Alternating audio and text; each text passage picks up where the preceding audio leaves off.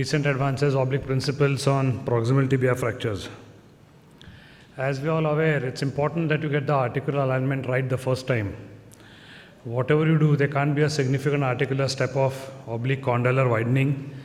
No matter what, no varus angulation in the proximal tibia. Some amount of valgus may be tolerated, but not varus. Sometimes non-operative treatment can be considered, but one has to be very careful about doing regular follow-up X-rays to make sure there is no late displacement in these fractures. So I think for intra-articular fractures, non-operative role may have a very less role to play. More often than not, we need to fix them and get them right the first time. No matter what, the articular segment has to be aligned perfectly. MIPO doesn't mean accepting some malalignment or an intra-articular step-off or a widening in the proximal segment. As far as the metadiaphyseal alignment is concerned, that can be tackled MIPO if there's a long segment or severe comminution in the middle segment. But obviously, like Chetan has alluded to, getting the length, axis and rotation as for the distal femur is of paramount importance even in the proximal tibia fractures. So even if one is considering MIPO kind of a fixation like you do for the distal femur where a Schwarzbachler approach is used, the intra-articular alignment has to be obtained hairline. The metaphyseal comminution or the metadiaphyseal zone can be tackled MIPO with special attention to LAR, that is length, axis and rotation. No matter what, when one decides to go for internal fixation, the fixation has to be stable enough so that you don't need any external immobilization later. One needs to mobilize them rapidly.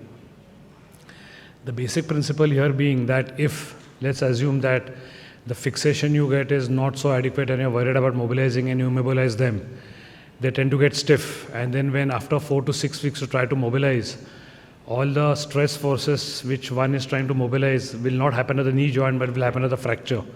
Because once operates the knee is going to get arthrofibrotic. So in fact, the other way around, that if you mobilize the patient faster, the range of motion will happen at the knee and not at the fracture. Whenever one elevates the lateral meniscus, especially not so much of the medial, one has to be careful about trying and repairing it by putting sutures through the plate holes so as to get the meniscal elevation right. And obviously, the basic principle being early mobilization, delayed weight bearing. We'll go over a few fractures after a bit of this theory for 2 slides. A classic split depressed fracture. When one talks about internal fixation, it doesn't mean this. So this is open reduction it's open reduction or whatever reduction, but it's not reduced at all. The depression still remains. Just putting in subchondral screws, or one may decide to put in a plate, but then one can see very clearly here that in spite of this lateral raft plate with a push screw going from anterolateral to posteromedial, the depression hasn't been tackled. We had done a post-op CT scan. This patient came from outside.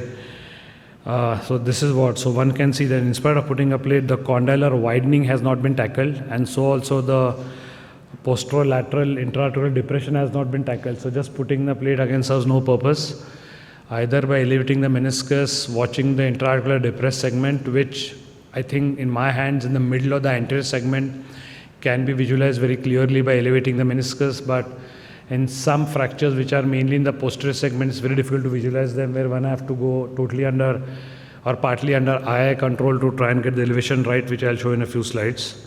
But this is one more patient where one can see it's again a split depressed fracture of lateral condyle, and the CT scan shows that very clearly. I think for each and every of these intra-articular fractures, a CT scan is mandatory, because for 2-3 reasons. Even if you're tackling a simple lateral condyle fracture, what zone to address the elevation is very important, and many times subtle posteromedial fractures can be missed. The X-ray just shows, or it looks like a lateral condyle, but then there is an invadoid and undisplaced posteromedial tibial condyle, and that gets missed, and the fracture then starts drifting off into varus later on. So this is what is required. One needs to do an anterolateral arthrotomy, elevate the lateral meniscus, get the piece right. Prior to the concept of these raft plates or small fragment screws where you could pass in multiple screws parallel to the joint line, we used to do a lot of bone grafting and put in 6.5 mm screws, probably just 2 of them. But now with the advent of these raft plates where multiple 3.5 screws can be passed subchondrally, just leaving the defect there or then packing it with artificial stuff like Kronos can do the trick as well. But no matter what, in using any of these fancy locking plates is not going to solve the problem if one doesn't get the reduction and depression right. Another similar fracture where one can see in the coronal sections of the CT, one can see that the lateral condyle is not depressed anteriorly so much as it is posterior. I mean, this kind of scenario, getting the elevation right by visualization may be a bit challenging because of the femoral condyle coming the way. Then one may have to rely on C-arm images. One needs to incline the C-arm angulation right so as to get the single joint line on the medial side, and the lateral joint line then can be elevated purely under C-arm control, as we can see we have done it here.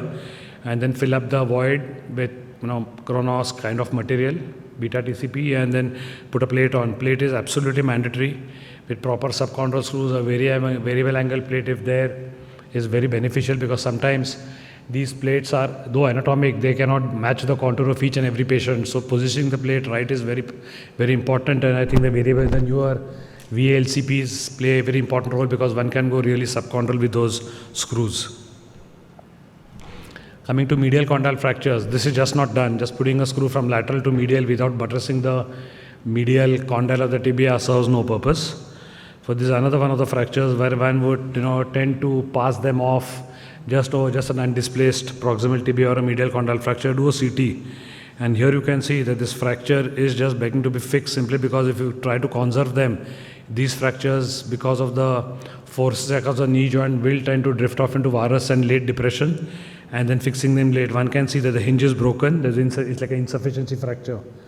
So I think rather than going midline, going posterior-medially in the supine position, in this case, as you can see from the design of the plate, I have not put an anterior-medial plate, but I have used a posterior-medial plate, banged medially, and that just fits beautifully there. And just putting in even the screws from below, like an anti-glide plate, just holds the fracture up, and one can then mobilize them immediately. Though you can do a bit of delayed weight bearing, but you can mobilize them very rapidly, and needs to get the medial joint line up and the condyle bang in place. MIPO, what I was talking to you about now, this looks like an extra-articular fracture, but this is what was done. Now this is just not acceptable. Though you may decide to put a plate, locking plate, whatever it is, medial, lateral, doesn't matter which side you're putting it, but you need to get the joint line right. Here we can clearly see that it has been fixed in clear varus, so it solves no purpose. Another similar fracture, metaphyseal diaphyseal, extra-articular kind of a fracture. One can decide to do MIPO plate here.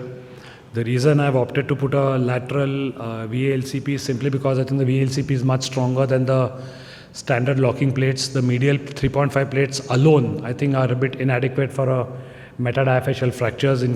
At times in big patients, you may have to even put 2 plates.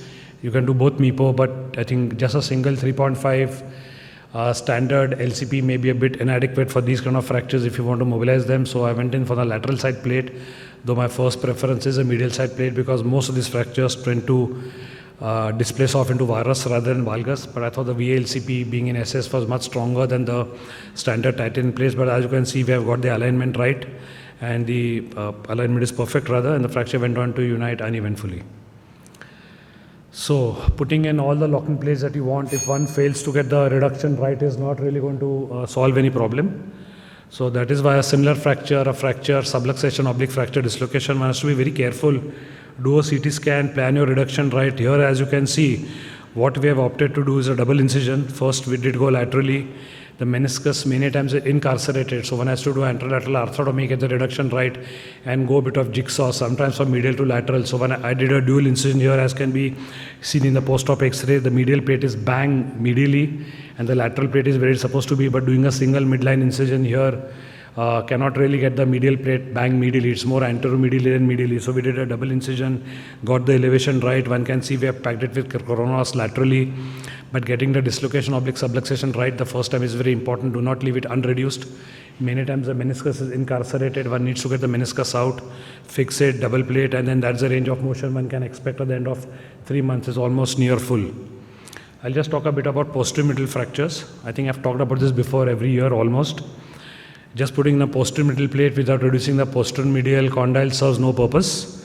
The whole thing has got displaced. Here also one can see this was a patient who came to me for a second opinion, but this is what the X-ray was to begin with, and this is what someone has done. The whole posterior medial segment can be seen, the lateral segment has been addressed. The apex of the fracture has to be put back into place. So just putting a medial plate doesn't solve the purpose. One needs to get the plate posterior medially to hold the posterior fragment up. Otherwise the whole fracture has got displaced into varus. Another similar fracture, we did this quite late actually. Me and Nilesh did it together. So I think almost 6 weeks old fracture. I was a bit hesitant to do it, not do it, but we can see in the sagittal sections of the CT, the whole posterior segment is displaced. So first we went in posterior medially, elevated the fragment, put a posterior medial plate, turned the patient supine, did an anterior midline incision, put 2 plates again. So it's like a tricondylar fracture, posterior medial plate, anterolateral plate, anteromedial plate, but we did manage to get the whole thing right even after, I think it was about 5 weeks of the index injury. And this is the range of motion one can expect to get. We have almost got 110, 120 degrees of flexion at the end of 3 months. One of my last 2 slides, this is what I would call as a classic tricondylar fracture, posterior medial, anteromedial, anterolateral, do a CT. Every single time doesn't mean you're going to put a posterior medial plate first. Now with this kind of a dislocation, one has to get the lateral condyle under the femur. If one decides to go posterior medial to begin with, one can address this. So in this way, when the reverse way around, anterior midline incision, reduction, 2 plates, last slide. Anteromedial plate, anterolateral plate, we left it, you can see it here. And then we went in after about a week because there's too much of swelling and did a posterior middle plate. And this is the kind of range of motion one can expect at the end of everything. I think I'll just stop here.